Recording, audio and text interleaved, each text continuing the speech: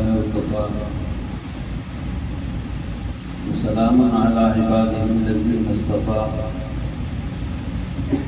أما بعد فأعوذ بالله من الشيطان الرجيم بسم الله الرحمن الرحيم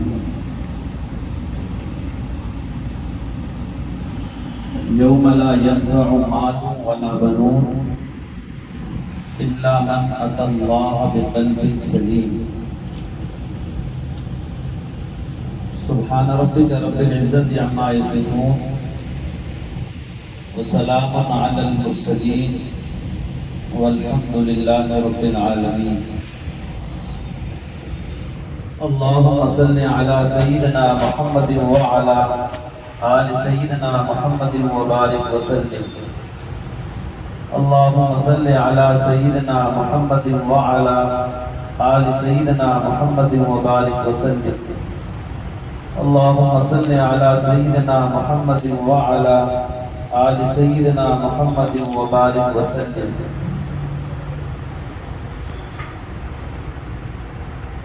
ہمارے جسم میں اللہ تعالیٰ نے بہت سارے اعضاء بنائے ہیں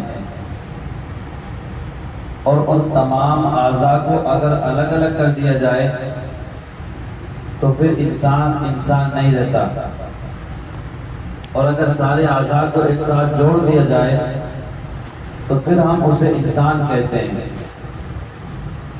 ان اعضاء کا ایک الگ الگ مقصد ہے۔ مثال کے طور پر ہمارے جسم کے اعضاء میں سے ایک حصہ ایک عضو آنکھ ہے جس کا کام ہے دیکھنا۔ جسم کے اعضاء میں سے ایک حصے کا نام ہاتھ ہے جس کا نام ہے پکڑنا۔ ہمارے جسم کے اعضاء میں سے ایک حصے کا نام پیر ہے جس کا کام ہے چلنا۔ ہمارے جسم کے اعضاء میں سے ایک حصے کا نام کان ہے جس کا کام ہے سننا۔ ہمارے جسم کے اعضاء میں سے ایک حصے کا نام ناک ہے جس کا کام ہے سونگھنا۔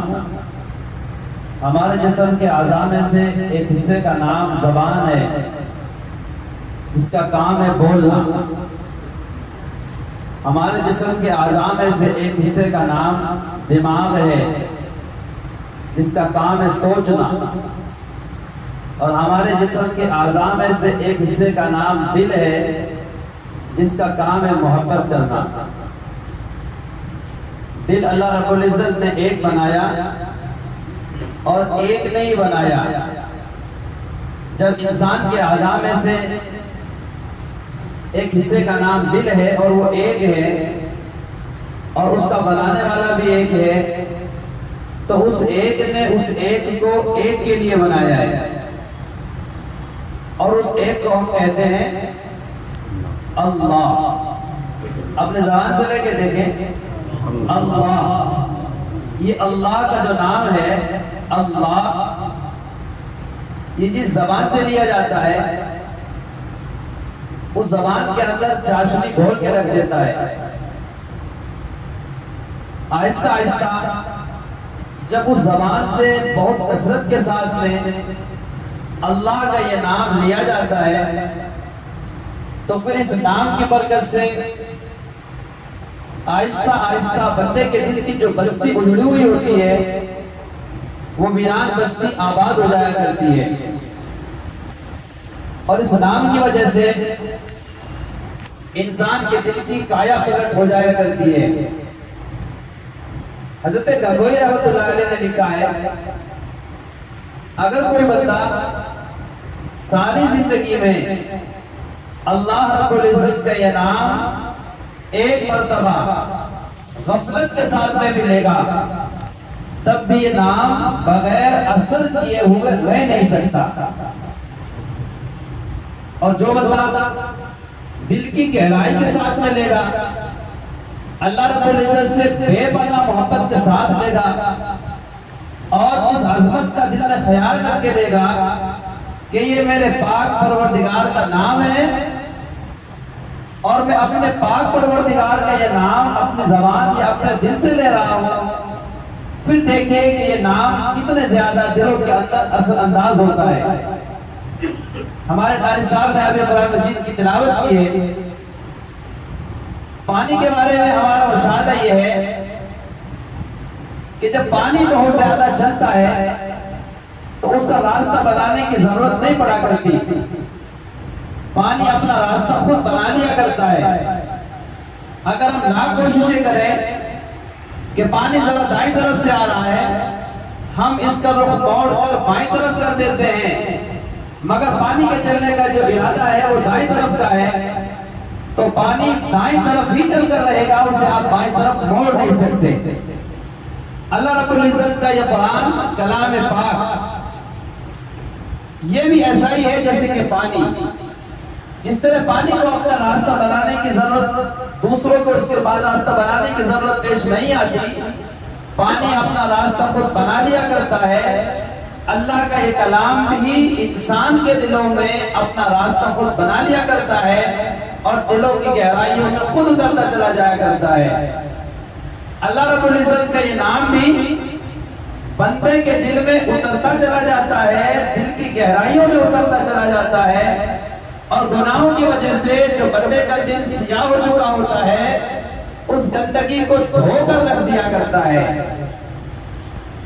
چنانچہ ایک بزرگ گزرے ہیں، جب وہ اللہ رب العزت کا نام لیا کرتے تھے تو کائنات کی ہر چیز جو ان کے سامنے ہوتی تھی ان کے ساتھ میں اللہ کا نام لیا کرتی تھی۔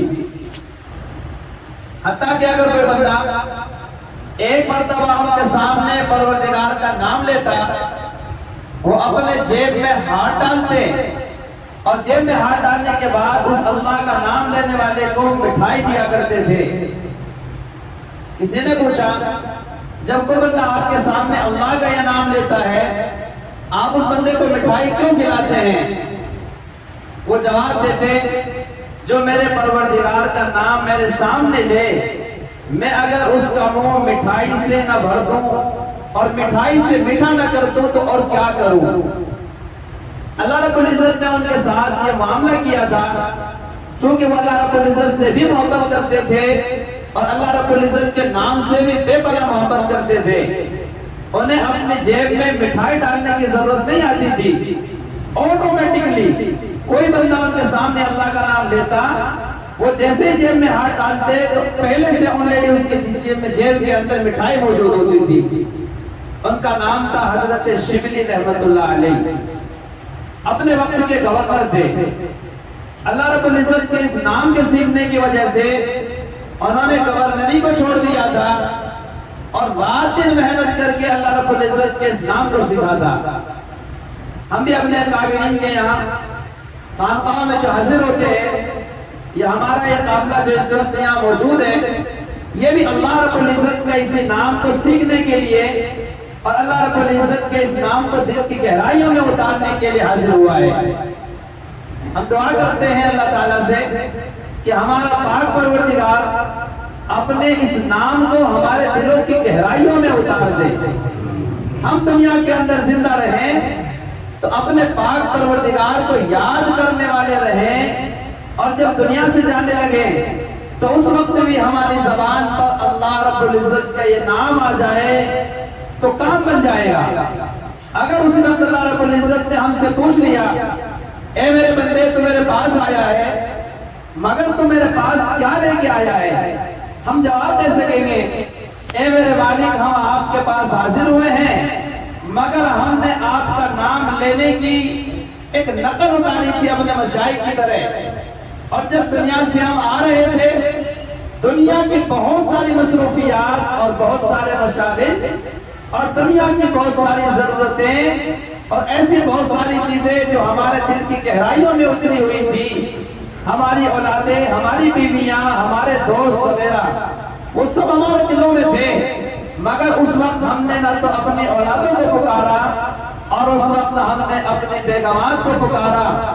جب ہماری روح قبض ہو رہی تھی تو ہماری زبان پر بھی اور ہمارے دل کی گہرائیوں میں بھی اللہ اللہ تھا، آپ کا نام تھا، بس یہی تو ہم آپ کے پاس لے کے آئے ہیں۔ اگر آپ کو ہمارا یہ تحفہ قبول ہے تو آپ ہمیں بخش دیجئے. ہمیں امید ہے اللہ رب العزت کی ذات سے کہ ہمارا پاک پروردگار اس پر یقیناً ہماری مغفرت کے فیصلے فرما دے گا. یہی محنتیں ہیں، یہی لگن ہے، یہی توجہات ہیں، یہی بھاگ دوڑ ہے، اور کچھ مقصد نہیں ہے. کتنے لوگ ہیں جو دنیا میں اپنے دلوں کے اندر دنیا کی چیزوں سے بے پناہ محبتیں رکھتے ہیں، مگر جس ذات پاک سے محبت ہونی چاہیے اس ذات پاک سے محبت ہمارے دل میں نہیں ہوتی. چنانچہ جب ہم دنیا سے جانے لگتے ہیں تو اس وقت اپنے پروردگار کو بھول جاتے ہیں اور دنیا کی چیزیں ہمارے سامنے آ کے اللہ تعالیٰ کی محبتوں سے روکنے والی بن جاتی ہے. ہم نے دیکھا ہے جب کوئی بندہ مرنے کے لیے تیار ہوتا ہے اور وہ اپنے بستر پر پڑا ہوا ہوتا ہے، مہینوں گزر جاتے ہیں، سال گزر جاتے ہیں، آج مرا کل مرا پرسوں مرا. کبھی کبھی وہ اتنا سیریس ہو جاتا ہے کہ اس کے سیریس ہونے کی وجہ سے یہ خبریں عام ہونے لگتی ہیں کہ فلاں کا انتقال ہو گیا، مگر تھوڑی دیر کے بعد معلوم ہوتا ہے کہ نہیں ابھی زندہ ہے اور ابھی اس کے دم میں دم باقی ہے اور جان میں جان باقی ہے. تو ہم لوگ واپس اپنے گھروں کو چلے جاتے ہیں. 2-4 دن کے بعد پھر یہ معاملہ ہوتا ہے، رشتہ داریوں میں بتانے لگتے ہیں کہ شام نہیں تو صبح، صبح نہیں تو شام، صبح نہیں تو رات، دن نہیں تو رات، بس یہ تھوڑی لمحات باقی ہیں، بس دنیا سے چلنے والا ہے. مگر ایسے بندوں کو بارے میں کہ جن کو ڈاکٹر وغیرہ علاج کر دیتے ہیں اور یہ کہہ کے گھر بھیج دیتے ہیں کہ آپ انہیں گھر لے جاؤ اور اب آپ ان کی خدمت کرو، اب ہمارے پاس اس کا کوئی علاج نہیں ہے. اب مریض ہم سے پوچھتا ہے کہ جناب والا ڈاکٹروں نے مجھے علاج کر دیا ہے، یہ کیا معاملہ ماجرا ہے؟ ہم اسے جواب دیتے نہیں آپ کا علاج چل رہا ہے، آپ ٹھیک ہو جائیں گے. ہم اسے تسلی دیتے رہتے ہیں اور امید کی کرن اس بیمار مرض الوفات بندے کے دل کے اندر رہتی ہے کہ ٹھیک ہے میرے تیماردار اور میرے مزاج پرسی کرنے والے لوگ ابھی تو مجھے سمجھا رہے ہیں اور زندگی کی کرن مجھے دکھا رہے ہیں، آج نہیں تو میں کل ٹھیک ہو جاؤں گا. کبھی کبھی ہم یہ کہہ کے تسلی دیتے ہیں کہ جناب پروردگار تو سوکھی لکڑی میں بھی جان ڈالنے پہ قادر ہے، آپ تو زندہ ہیں، وہ آپ کو کیسے زندگی اور آپ کو صحت نہیں دے سکتے. ہمارے حضرت نے فرمایا کہ میں اسی طرح کے ایک بندے کے پاس گیا، دیکھا کہ وہ بندہ سوکھ کر لکڑیوں کا پنجرا بن چکا تھا اور بڑے بڑے ڈاکٹروں نے ان کو علاج قرار دے دیا تھا کہ اب ہمارے پاس اس بندے کا کوئی علاج نہیں ہے، آپ اسے اپنے گھر لے جا سکتے ہیں اور گھر لے جا کر آپ ان کی خدمت کر سکتے ہیں. مگر ان کی اولادیں اور ان کی بیویاں اور رشتے دار سب جب ان سے ملنے آتے تھے تو گھر والے پہلے ہی تاکید کر دیتے تھے، دیکھو آپ اندر جا رہے ہیں مگر آپ ہمارے والد کو یا ہمارے شوہر کو یا ہمارے مریض کو یہ نہیں بتائیں گے کہ آپ کو ڈاکٹر نے لاعلاج کر دیا ہے یا آپ کے مرض میں سے کینسر ثابت کر دیا ہے. ہر بندے کو ہم لوگ یہی تاکید کرتے ہیں، وہاں بھی یہی تاکید کی جاتی ہے. حضرت والا دعوت برکات علیہ ارشاد فرماتے ہیں کہ میں اندر گیا تو اندر جانے کے بعد مجھے بھی یہی کہا گیا، مگر میں نے کہا کہ دیکھو جو آپ مجھے کہہ رہے ہیں میں آپ کی اس سلسلے میں آپ کی اس بات کو نہیں مانوں گا. میں جیسے اندر گیا دیکھا کہ میرا وہ دوست لیٹا ہوا ہے چارپائی پر، کروٹ دینے کی طاقت نہیں ہے، ہڈیوں کا پنجرا بن چکا ہے، سوکھا ہوا ہے، آج مرا تو کل مرا، یہ معاملہ ماجرا ہے. میں تھوڑی دیر کے لیے وہاں بیٹھا رہا. حضرت فرماتے ہیں جب وہ مجھ سے بات کرتے رہے تو حضرت نے فرمایا آپ کو معلوم ہے؟ انہوں نے فوراً کہا کہ کیا؟ حضرت نے فرمایا کہ بڑے بڑے ہاسپٹلوں کے ڈاکٹروں نے آپ کو لاعلاج کر دیا ہے، اب آپ کا ان کے پاس کوئی علاج نہیں ہے. اس وقت آپ اپنے گھر میں موجود ہیں نا تو صرف یہاں پر بچوں کو خدمت کے لیے ڈاکٹروں نے دیا ہے کہ ان کی خدمت کریے. اب نہ جانے آپ کو کب اس دنیا سے چلنا پڑ جائے، لہذا آپ کو مرنے سے پہلے اپنی آخرت کی تیاری کی فکر کر لینی چاہیے. حضرت فرماتے ہیں کہ جیسے میں نے یہ بات اپنے سامنے کہی تو وہ بندہ تو ایک دم اٹھ بیٹھا، اس نے تو ایک دم آنکھوں کو کھول لیا اور آنکھوں کو کھول کر کہنے لگا کہ حضرت آپ نے تو میرے دل کے گہرائی کا پردہ ہی کھول دیا ہے، میں تو ابھی زندگی کی امید لیے بیٹھا تھا. فوراً اس بندے نے کہا کہ ذرا میرے بیٹوں کو بلاؤ اور میرے وارثین کو بلاؤ. سارے وارثین کو بلایا گیا اور ان آنے کے بعد کہا کہ میں تو تمہیں اپنا خیر خواہ سمجھتا تھا، مگر صحیح معنی میں تو تم میرے دشمن نکلے۔ تم تو مجھے امیدیں دلا رہے تھے نا کہ ابھی تو تم زندہ ہو جاؤ گے، ڈاکٹر کے یہاں علاج چل رہا ہے اور یہ چل رہا ہے اور یہ ہو رہا ہے، مگر تم نے میرے ساتھ یہ اچھا نہیں کیا۔ چنانچہ اس کرنے والے بندے نے کہا کاپی اور قلم لائیے اور کاغذ اور قلم پر ذرا لکھیے میرا فلاں کے پاس یہ ہے اور میرے پاس فلاں کا یہ ہے، اور میرے پاس اتنی زمین جائیداد ہے اور میرے پاس اتنی پراپرٹی ہے، اور میرے ذمہ فلاں کا اتنا قرضہ ہے اور میرے ذمہ فلاں کا اتنا حق ہے، اور میں اپنے سامنے حضرت کی موجودگی میں آپ تمام ورثاء کو جس کا جو حق بیٹھتا ہے میں اس کو دینا چاہتا ہوں۔ چنانچہ اس نے اپنے سارے حقوق کو ادا کر دیا، اور ادا کرنے کے بعد حضرت سے کہا کہ حضرت آپ نے میرے ساتھ میں بڑے ہمدردی کا ثبوت پیش کیا ہے، ہاتھ بڑھائیے اور مجھے کلمات توبہ پڑھا دیجئے۔ چنانچہ حضرت نے ہاتھ بڑھائے، اس بندے کو کلمات توبہ پڑھائے۔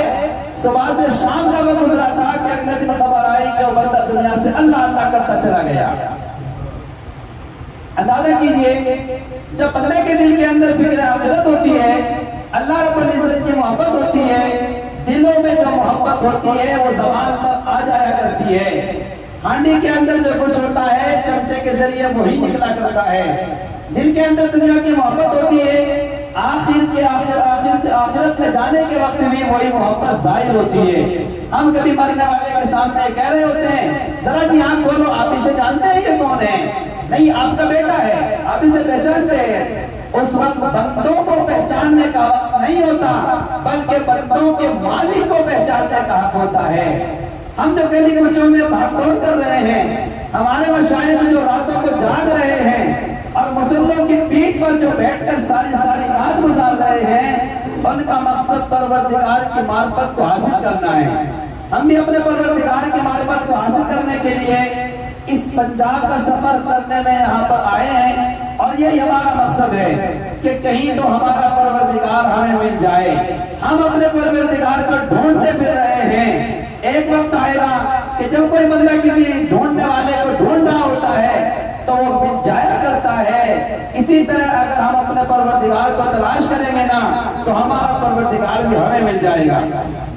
حضرت مولانا رومی رحمۃ اللہ علیہ نے کہا ہے کہ ایک موقع پر حضرت موسیٰ علیہ السلام اپنی بکریوں کو چراتے چراتے پہاڑوں میں کو نکل گئے۔ دیکھا کہ ایک بندہ خدا ہے اور اپنی بکریوں کو چرا رہا ہے۔ چراتے چراتے یوں کہتا جاتا ہے اے میرے پاک پروردگار، میں تجھے ڈھونڈتا پھرتا ہوں مگر تم مجھے کہاں ملو گے؟ اگر آپ مجھے مل جاتے تو آپ کے سر کے جو بال ہیں نا وہ بڑے بڑے ہو گئے ہوں گے، اور آپ کے سر کے بالوں میں کسی نے جو بھی نہیں دیکھی ہوگی۔ میں آپ کے سر کی جوؤں کو تلاش کر لیتا اور جوؤں کو تلاش کر کے انہیں مار دیتا۔ بہت دن ہو گئے ہوں گے کہ کسی نے آپ کے سر میں کنگا بھی نہیں کیا ہوگا، مگر میں آپ کا سر دھل دیتا اور آپ کے سر میں کنگا کر دیتا۔ اچھا میرے مالک اللہ تعالیٰ، آپ کی بجڑی کو کسی نے سیا نہیں ہوگا، وہ پرانی ہو گئی ہوگی، پھٹ گئی ہوگی، میں اسے سی دیتا۔ اگر آپ مجھے مل جاتے تو میں اسے دھو دیتا۔ یہی وہ پڑھ رہا ہے۔ اور اگر اے میرے پروردگار آپ مجھے مل جائیں تو آپ کو بھوک لگی ہوئی ہوگی، میں آپ کو روغنی روٹی بھی کھلاتا، گھی لگا کر میں آپ کو اچھا اچھا کھانا کھلاتا۔ وہ یہ پڑھتا جاتا ہے اور جنگل کی گہرائیوں میں اور پہاڑوں کی کھوں میں کہتا جاتا ہے۔ موسیٰ علیہ السلام جو اللہ تعالیٰ کے پاک پیغمبر ہیں، اولو العزم پیغمبر ہیں، انہوں نے اس چرواہے کی صدا کو سنا، ڈانٹ کر فرمایا شرم نہیں آتی تم اللہ رب العزت کے بارے میں اس طرح کے کفریہ کلمات کرتے ہو؟ اللہ رب العزت کو نہ کھانے کی ضرورت ہے نہ پینے کی ضرورت ہے، ان کو نہ بال ہوتے ہیں، ان کو جسم سے پاک ہیں۔ ذرا تم اس سے توبہ استغفار کرو، تم تو اس طرح کی باتیں کہہ کے ایمان سے نکل گئے ہو۔ جیسے موسیٰ علیہ السلام نے یہ باتیں انہیں کہی، اس چرواہے کو ہوش آیا، اور ہوش آنے کے بعد اس چرواہے نے کہا اے میرے اللہ آپ مجھے معاف کر دیجئے، میں نے لا علمی کی وجہ سے اس طرح کی باتیں آپ کی شان میں کہہ دیے۔ چنانچہ وہ اللہ تعالیٰ سے توبہ استغفار کرنے لگا۔ حضرت موسیٰ علیہ السلام کو اللہ تعالیٰ کی طرف سے وحی آئی، اے موسیٰ ہمارا ایک محبوب بندہ تھا جو ہمیں جنگل کی گہرائیوں میں اور پہاڑ کی گہرائیوں میں اور وادیوں میں ہمیں اس نے چند الفاظ کے ساتھ وہ یاد کر رہا تھا، اور اس کا وہ یاد کرنا ہمیں بہت پسند آ رہا تھا۔ تم نے اس کی دیا، ذرا اس بندے کو تلاش کرو اور تلاش کر کے کہو، پھر وہی کلمات کہو، تو اس کے وہ کلمات ہمیں بہت پسند آ رہے ہیں۔ موسیٰ علیہ السلام اس کی تلاش میں نکلے اور تلاش میں نکلنے کے بعد اس بندے کا ڈھونڈا ڈھونڈ کر کے کہا، پھر وہی کلمات تمہارا پاک پروردگار تم سے سننا چاہتا ہے جو تم اپنے پروردگار کے بارے میں کہتے ہو۔ اندازہ کیجئے یہ پروردگار کی محبت ہے اپنے گناہگار بندوں کے ساتھ میں۔ سیدنا حضرت ابراہیم خلیل علیہ السلام کے بارے میں آتا ہے، خلیل اللہ کے دوست ہیں، جنگل میں بکری چرا رہے ہیں، اللہ رب العزت نے حضرات انبیاء علیہ السلام سے بکریاں چروائی ہیں۔ کتابوں میں لکھا ہے کہ تقریباً تمام انبیاء علیہ السلام نے بکریاں چرائی۔ ہمارے آقا حضرت محمد رسول اللہ صلی اللہ علیہ وسلم نے بھی بکریاں چرائی ہیں، سیدنا موسیٰ علیہ السلام نے بھی چرائی ہیں، عیسیٰ علیہ السلام نے بھی چرائی ہے۔ مفسرین نے لکھا ہے کہ بکری چونکہ ایک ایسا جانور ہے کہ جب اس کا چرواہا اسے دائیں طرف لے جاتا ہے تو کبھی بائیں طرف بھاگتی ہے تو کبھی دائیں طرف بھاگتی ہے، چرواہا اس کے پیچھے پیچھے دوڑتا ہے۔ کتابوں میں لکھا ہے کہ ایک موقع پر حضرت موسیٰ علیہ السلام کے ریوڑ میں سے ایک بکری بھاگنے لگی، موسیٰ علیہ السلام اس کے پیچھے پیچھے ہیں، اسے ریوڑ میں لانا چاہتے ہیں مگر وہ ریوڑ میں رہنا نہیں چاہتی، کبھی دائیں طرف بھاگتی ہے کبھی بائیں طرف بھاگتی ہے، کبھی آگے بھاگتی ہے کبھی پیچھے بھاگتی ہے۔ موسیٰ علیہ السلام اس کے پیچھے پیچھے دوڑ رہے ہیں، جتنا تیزی کے ساتھ موسیٰ علیہ السلام دوڑتے ہیں وہ بکری بھی تیزی کے ساتھ دوڑنے لگتی ہے۔ ایک مقام پر جا کر بکری بھاگتے بھاگتے تھک گئی ہے اور وہ نیچے گر پڑی ہے۔ سیدنا حضرت موسیٰ علیہ السلام نے اس بکری کو مارا پیٹا نہیں، اس بکری کو زبان سے برا بھلا نہیں کہا، بلکہ موسیٰ علیہ السلام اس بکری کے پاس بیٹھ گئے اور پاس بیٹھ کر اس بکری کے پیروں کو دبانے لگے اور فرمانے لگے، تجھے کیا ہو گیا تھا؟ تو خود بھی تھکی ہے اور تو نے مجھے بھی تھکایا ہے۔ تجھے کیا ہو گیا تھا؟ تو خود بھی تھکی ہے، تو نے مجھے بھی تھکایا ہے۔ اللہ رب العزت کو حضرت موسیٰ علیہ السلام کی اس بات پر جوش آ گیا اور رحمت تعالی حضرت موسیٰ علیہ السلام کی طرف متوجہ ہوئی اور متوجہ ہونے کے بعد فرمایا، موسیٰ تو نے ہماری ایک مخلوق کے اوپر رحم کیا ہے، اسی رحم کی برکت سے ہم تمہیں آج نبوت عطا فرماتے ہیں۔ اگر ہم اللہ رب العزت کے بندوں پر رحم کریں گے نا تو اللہ رب العزت فرمائیں گے نبوت کا دروازہ تو بند ہو چلا ہے مگر ہم تمہیں اپنی ولایت عطا فرماتے ہیں۔ خیر الناس من ينفع الناس، لوگوں میں سب سے بہترین وہ بندہ ہے جو لوگوں کو نفع پہنچانے والا ہوتا ہے۔ چنانچہ حضرت ابراہیم خلیل اللہ علیہ السلام اللہ تعالیٰ کے دوست ہیں، جنگل میں بکری چرا رہے ہیں، اللہ رب العزت نے فرشتے کو انسانی شکل میں بھیجا اور وہ وہاں جنگل میں پہنچنے کے بعد حضرت ابراہیم علیہ السلام سے کہتے ہیں کہ آپ اللہ رب العزت کی تعریف کے بارے میں کچھ سننا چاہتے ہیں؟ حضرت ابراہیم علیہ السلام نے فرمایا، کیوں نہیں، کون بندہ ایسا ہوگا جو اپنے پروردگار کی تعریف کے سلسلے میں کچھ سننا نہیں چاہے گا، سنا دیجئے۔ تو اس بندے نے پڑھا، سبحان ذی الملک والملکوت، سبحان ذی العزت والعظمت والہیبت والقدرت والکبریاء والجبروت۔ جیسے یہ تعریفی کلمات اس بندے نے حضرت ابراہیم علیہ السلام کے سامنے کہے، حضرت ابراہیم علیہ السلام کو ان کلمات کے سننے سے اتنا سرور آیا، اتنا سرور آیا، اتنا سرور آیا، اتنا مزہ آیا کہ حضرت ابراہیم علیہ السلام نے فرمایا، میرے پروردگار کے بارے میں یہ تعریفی کلمات آپ مجھے ایک مرتبہ پھر سنا دیجئے۔ اس بندے نے کہا، میں سنا تو دوں گا مگر تم مجھے اس کے بدلے میں کیا دو گے؟ حضرت ابراہیم علیہ السلام نے فرمایا، میرے پاس جو بکریوں کا ریوڑ ہے نا، ان بکریوں کے ریوڑ میں سے آدھا ریوڑ میں تجھے دے دوں گا۔ آج کے زمانے میں تو فیکٹریاں ہیں، کاروبار کی بہت ساری چیزیں ہیں، مگر اس زمانے میں سب کچھ اوڑھنا بچھونا وہی ہوا کرتا تھا۔ ہزاروں لاکھوں بکری پالی جاتی تھی، ان کو بیچا جاتا تھا، ان کا دودھ بیچا جاتا تھا اور انسان اپنی معاش کا ذریعہ بنایا کرتا تھا۔ اب دیکھیے، اگر ابراہیم علیہ السلام کے ریوڑ میں 1000 بکری ہیں تو حضرت ابراہیم علیہ السلام نے 500 بکری دینے کا وعدہ کر لیا کہ 500 بکری میں تمہیں دے دوں گا مگر تم ایک مرتبہ پھر میرے سامنے میرے محبوب کی تعریف کر دو۔ چنانچہ انہوں نے پھر کہا، سبحان ذی الملک والملکوت، سبحان ذی العزت والعظمت والہیبہ والقدرت والکبریاء والجبروت۔ جیسے یہ کہا، حضرت ابراہیم علیہ السلام کو یہ تعریفی کلمات سن کر اور مزہ آیا۔ یہ جو سبحان اللہ لفظ ہے نا، سبحان اللہ جو لوگ کہتے ہیں، حدیث کی کتابوں میں لکھا ہے کہ جو بندہ ایک مرتبہ سبحان اللہ کہتا ہے، اللہ رب العزت ایک مرتبہ سبحان اللہ کہنے کی برکت سے جنت میں اس کے لیے ایک درخت لگا دیتے ہیں۔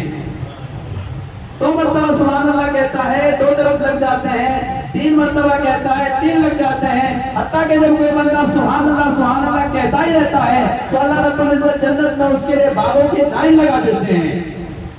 اس مجلس میں ہم کتنے مرتبہ سبحان اللہ کہیں گے تو سبحان اللہ کہنے کی برکت سے جب یہاں سے اٹھیں گے تو ہمارے لیے جنت میں بہت سارے باغات کے پھل، باغات کے درخت لگے ہوئے ہوں گے۔ حضرت موسیٰ علیہ السلام کے حضرت ابراہیم علیہ السلام کے سامنے انہوں نے پھر تعریف کر دی، آدھا ریور حضرت ابراہیم نے ان کو دے دیا، مگر مزہ بہت آیا۔ حضرت ابراہیم علیہ السلام نے پھر کہا کہ اگر تم ایک مرتبہ پھر میرے محبوب کی تعریف انہی کلمات کے ذریعے میرے سامنے کر دو، انہوں نے کہا کر تو دوں گا، مگر تم اس کے بدلے میں مجھے کیا دو گے؟ اس بندے خدا نے کہا کہ میں کر دوں گا آپ کے سامنے، مگر تم اس کے بدلے میں مجھے کیا دو گے؟ حضرت ابراہیم علیہ السلام نے فرمایا میرے پاس جو بکریوں کا آدھا ریوڑ باقی ہے وہ آدھا ریوڑ بھی میں تمہیں دے دوں گا۔ انہوں نے پروردگار کی تعریف انہی کلمات کے ساتھ میں حضرت ابراہیم علیہ السلام کے سامنے پھر کر دی۔ اب انہیں اور مزہ آیا، چونکہ اللہ رب العزت کی محبت جب دل کی گہرائیوں میں اتر جاتی ہے نا تو پھر بندے کی راتوں کی نیند اڑ جایا کرتی ہے، وہ رات کا انتظار کرتا ہے، جیسے دلہن اپنی شادی ہونے کے بعد رات کے آنے کا انتظار کرتا ہے۔ ہمارے اولیاء اور مشائخ رات کے آنے کا اسی طرح انتظار کر رہے ہوتے ہیں اور وہ رات کے وقت میں اپنے پروردگار سے مناجات کرتے ہیں اور راز و نیاز کی باتیں کرتے ہیں۔ کتابوں میں لکھا ہے کہ اگر بادشاہوں کو معلوم ہو جائے کہ ان اللہ والوں کو رات کے آخری پہر میں اٹھنے میں کتنا مزہ آتا ہے اور کتنا سکون ملتا ہے تو یہ اپنی بادشاہت لے کر اللہ والوں کی خدمت میں حاضر ہو جائیں گے، یہ بادشاہ تم لے لو، رات کے آخری پہر کا سکون ہمیں دے دو۔ ایسا سکون ملتا ہے ان لوگوں کو رات کے آخری پہر میں اٹھ کر کے۔ چنانچہ اب ریور تو ختم ہو گیا، ابراہیم علیہ السلام کے دل میں محبت اللہ تعالیٰ کی اور بڑھ گئی۔ ابراہیم علیہ السلام نے پھر کہا ایک مرتبہ پھر تعریف کر دیجئے۔ انہوں نے کہا اب تمہارے پاس تو دینے کے لیے تمہارے پاس کچھ نہیں ہے، اب تو مجھے اس کے بدلے میں کیا دو گے؟ سیدنا حضرت ابراہیم خلیل اللہ علیہ السلام نے ارشاد فرمایا تمہاری ساری بکریوں کا ریوڑ تو تمہارے پاس چلا گیا ہے، مگر ان بکریوں کو چرانے کے لیے تمہیں چرواہے کی ضرورت پڑے گی، لہٰذا تم مجھے اپنی بکریوں کا چرواہا بنا لینا، مگر میرے سامنے اپنے پروردگار کی تعریف ضرور کر دو۔ فرشتے نے کہا میں ایک عام انسان نہیں ہوں، مجھے تو اللہ رب العزت نے تمہارے پاس بھیجا ہے اور یہ بات دیکھنے کے لیے بھیجا ہے کہ تم ذرا میرے دوست ابراہیم کے پاس جاؤ اور جا کے دیکھو وہ میرے نام کے کیا دام لگاتا ہے، وہ میرے نام کے کیا دام لگاتا ہے۔ میں تو یہ بات آزمانے کے لیے آیا تھا، اللہ تعالیٰ نے مجھے بھیجا تھا، تمہاری یہ بکریاں تمہیں مبارک ہو، اللہ رب العزت کے امتحان میں تم اس سلسلے میں کامیاب ہو گئے ہو۔ اللہ رب العزت ہمیں بھی اس نام کو ہمارے دلوں کی گہرائیوں میں اتارنے کی توفیق عطا فرما دے۔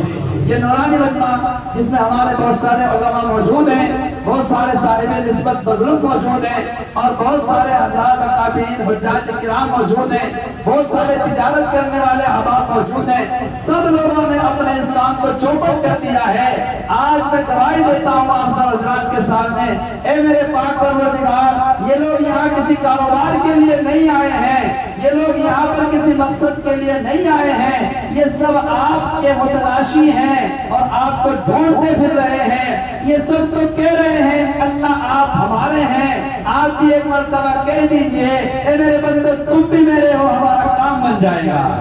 آپ ایک مرتبہ نظر رحمت ڈال دو گے نا ہمارے اوپر، میرے مالک ہماری زندگیوں کا سوال ہے، آپ کی ایک نظر رحمت کا مسئلہ ہے۔ یہ پنجاب کی بستی ہمارے اکابرین کی بستی ہے، ہمارے مشائخ کی بستی ہے، حضرت مولانا محمد یوسف صاحب لدھیان میں شہید رحمت اللہ علیہ کی بستی ہے، اور کیسے کیسے لوگ ہمارے شہر پنجاب میں یہاں پر آئے ہیں۔ ہم سب لوگ اس وقت یہاں حاضر ہوئے ہیں۔ کل جب حضرت مولانا محمد یوسف صاحب لدھیان میں شہید رحمت اللہ علیہ حالت شہادت میں کہ ان کے جسم سے خون ٹپک رہا ہوگا، اللہ رب العزت کے دربار میں کھڑے ہوں گے تو ہم لوگوں کا نام بھی شامل ہو جائے گا کہ کچھ بندگان خدا بھی پنجاب میں اللہ رب العزت کا نام بلند کرنے کے لیے آئے تھے، لہذا اگر مولانا یوسف شہید کو کھڑا کیا جا رہا ہے تو فلاں تاریخ میں فلاں وقت میں جو فلاں مسجد میں ان لوگوں نے بیٹھ کر اللہ اللہ کا نام لیا تھا، ان لوگوں کو بھی ذرا لے آئیے اور ان کو ہم بغیر حساب کتاب کی جنت میں داخلہ عطا فرماتے ہیں، ہمارا کام بن جائے گا۔ آپ اسی چیز کو ڈھونڈتے پھر رہے ہیں، اسی کام کو کرتے پھر رہے ہیں، اللہ رب العزت اسے اپنے دربار میں شرف قبولیت عطا فرمائے، اور اللہ رب العزت جو ہمارے دلوں کی بستی اجڑ رہی ہے، اللہ تعالیٰ اس بستی ویران کو آباد فرما دے اور ہمارے دلوں کی اللہ تعالیٰ اصلاح فرما دے۔ قرآن مجید کی ایک آیت تلاوت کی تھی، اس کا ترجمہ کرو پھر بات کو ختم کرتے ہیں۔ یوم لا ینفع مال ولا بنون، قیامت کے دن نہ مال کام آئے گا نہ اولادیں کام آئیں گی، الا من اتی اللہ بقلب سلیم، مگر وہ دل کام آئے گا جس دل کے اوپر تم نے دنیا میں محنت کی ہوگی، بس وہی دل کام آئے گا۔ اس لیے میں نے عرض کیا انسان کے اعضاء میں سے بہت سارے اعضاء کا کام دیکھنا، پکڑنا، سوچنا، چلنا ہے، مگر دل کا کام محبت کرنا ہے۔ ہم اپنے اس دل کی بستی کو سدھارنے کے لیے آئے ہیں، اللہ رب العزت ہمارے اس دل کو ٹھیک کر دے تو ہمارے باقی اعضاء ٹھیک ہو جائیں گے۔ اللہ رب العزت سے دعا ہے کہ پروردگار ہمارے ان آنے والوں کو سب کی اپنی معرفت، سب کو اپنی معرفت کا جام عطا فرمائے اور سب کو اپنی محبت اور معرفت نصیب فرمائے۔ تھوڑی دیر کے لیے ہم ذکر کریں گے۔